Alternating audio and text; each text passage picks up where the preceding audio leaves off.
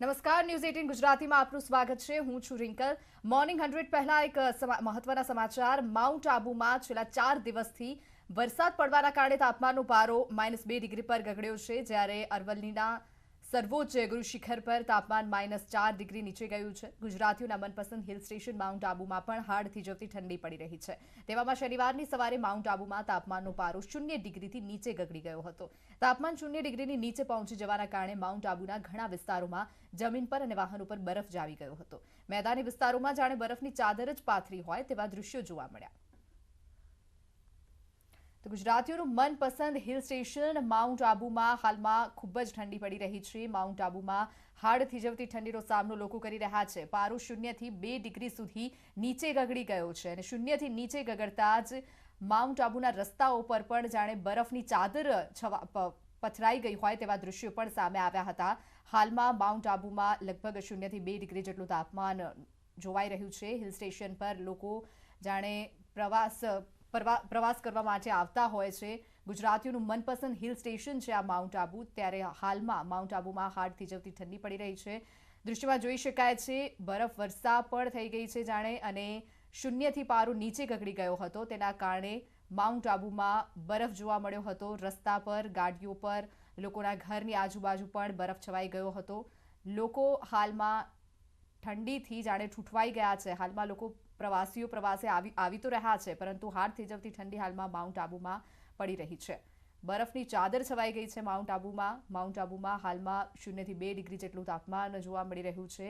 પારો 0 થી નીચે ગગડી ગયો હતો, ત્યારે ગુજરાતીઓના મનપસંદ હિલ સ્ટેશન માઉન્ટ આબુમાં લોકો મજા માણવા માટે આવતા હોય છે, પરંતુ હાલમાં ગાત્રો થીજવતી ઠંડી માઉન્ટ આબુમાં પડી રહી છે। તો હાલમાં જ્યારે સમગ્ર રાજ્યમાં ઠંડીનું જોર વધી રહ્યું છે, હવામાન વિભાગ દ્વારા આગાહી પણ કરવામાં આવી છે કે હજુ પણ ઠંડી વધશે, ત્યારે આ ગુજરાતીઓના મનપસંદ હિલ સ્ટેશન માઉન્ટ આબુના દૃશ્યો છે કે જ્યાં હાલમાં 0 થી 2 ડિગ્રી જેટલું તાપમાન નોંધાઈ ચૂક્યું છે। લોકો પ્રવાસે આવતા હોય છે અહીં, પરંતુ હાલમાં તો અહીં ખૂબ જ ઠંડી પડી રહી છે। 0 થી 2 ડિગ્રી જેટલું તાપમાન નોંધાઈ રહ્યું છે। લોકો થીજી રહ્યા છે અહીંયા। संवाददाता किशन सिंह जुड़ाई गया है। किशन, अभी माउंट आबू में बहुत ही सर्दी का जो माहौल है वो माउंट आबू में बहुत ज्यादा दिख रहा है। कैसा माहौल अभी दिख रहा है वहां पर? बिल्कुल, मैं बता दूं कि आज -3 डिग्री टेम्परेचर यहाँ का रिकॉर्ड किया गया है और अभी हम पोलो ग्राउंड में ही खड़े हुए हैं, जहाँ की तस्वीरें आज लाइव देख रहे थे। वहाँ पर 2-3 बच्चे ही थे।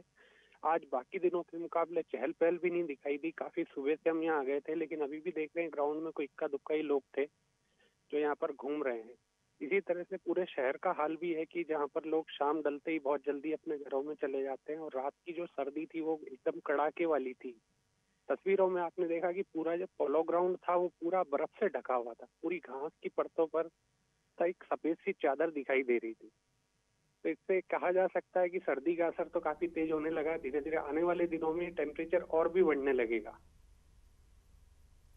जी किशन, लोग पिकनिक के लिए यहाँ पे आते, घूमने के लिए आते हैं, तो प्रवासियों की जो संख्या है उसमें बढ़ोतरी हुई है या फिर अभी लोग नहीं आ रहे हैं यहाँ पे?